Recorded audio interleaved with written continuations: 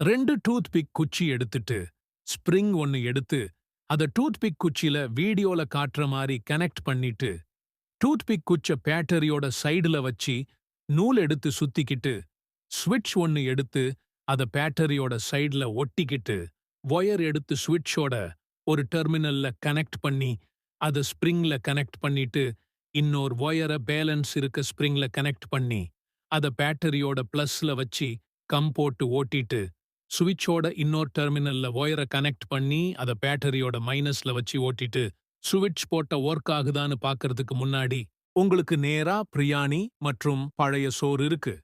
நீங்க இதுல எதை ப்ரிஃபர் பண்ணுவீங்க? என்னைய மாதிரி பிரியாணி சாப்பிடுறவங்க இந்த வீடியோவை லைக் செய்து சப்ஸ்கிரைப் செய்யுங்க. இந்த வீடியோவை லைக் செய்து சப்ஸ்கிரைப் செய்து ஷேர் கிளிக் பண்ணி யூஸ் திஸ் சவுண்ட் கொடுத்தால் இந்த மேஜிக் நடக்கும்னு சொல்றாங்க. எனக்கு நடக்கல. உங்களுக்கு மேஜிக் வருதா இல்ல உருட்டான்னு கமெண்ட்ல சொல்லுங்க. அட அருமையா ஒர்க் ஆகுது.